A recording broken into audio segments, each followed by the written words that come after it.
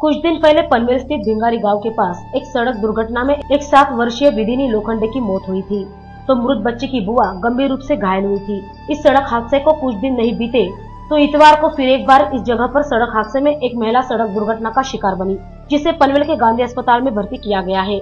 श्रीमती कामले इतवार को मृतक विदिनी के घर पर जा रही थी कि सड़क पार करते समय तेज रफ्तार से आ रही सेंट्रो गाड़ी ने उन्हें ठोकर मार दी और वाहन चालक फरार हो गया। इस घटना के बाद आक्रोशित ग्रामवासियों ने यहाँ पर रास्ता रोको आंदोलन शुरू किया। वही इस दौरान आंदोलनकर्ताओं ने यहाँ पर टायर भी जलाए ताकि रास्ता पूरी तरह से बंद रहे।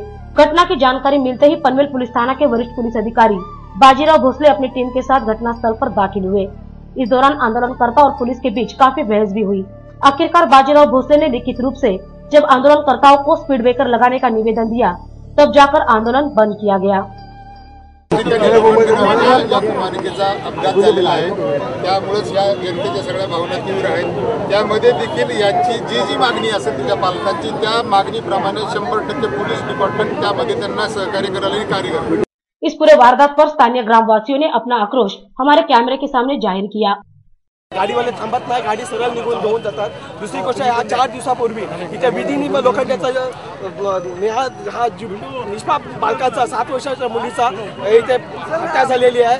तो अपघात करून मूळ अपराधी इथे न थांबता तो परस्पर फरार होऊन दुसऱ्या दिवशी पोलिसांनी इथे कोणत्याही प्रकारचा पंचनामा न करता जी महिला हॉस्पिटलला ॲडमिट होती तिचंही कुठलीही जबानी न घेता परस्पर त्याला सोडण्यात आलेलं आहे, गाडी सोडण्यात आलेला आहे। हा पोलिसांचा काय मूर्खपणा बोलायचा, सहकार्य बोलायचा, काय ह्याला काय बोलायचं काय हे समजत नाही। म्हणून ह्या दृष्टिकोनातून आज या ठिकाणी एवढी जी जनता आहे, हा कायदा मागायचा कोणाकडे, न्याय मागायचा कोणाकडे, हे जर का असेच जर का हत्या करत राहतील आणि निघून जातील, मग ह्याला प्रतिबंध करणार काय, कुठे करणार, कुठे आहेत आमदार, कुठे आहेत पोलीस, काय कुठली यंत्रणा आहे या ठिकाणी ना गती।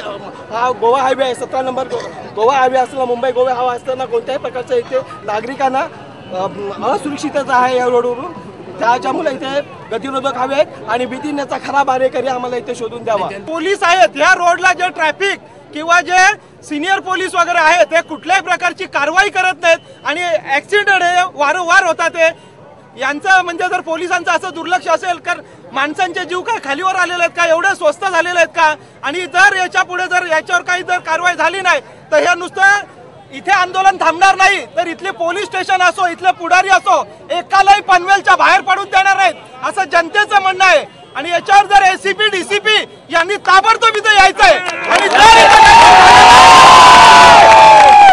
आणि याला सर्वस्वी जबाबदार असणारा पोलीस खातं, पोलिसांनी जर याच्यावर ना गेलं तर अत्यंत हे शांततेत चाललेलं आहे। जर याच्यावर कुठली कारवाई जर झाली नाही तर याच्या पुढे एकही पोलीस या ट्रॅफिक पोलीस इथे रोडवर दिसणार नाहीत आणि याला सर्वस्वी जबाबदार हे पोलीस खातं असेल। आणि माझं तर म्हणणं इथले आमदार खासदार कुठे गेलेले आहेत? एवढं जर प्रकरण झालेलं आहे, 4 दिवसापासून चालू आहे,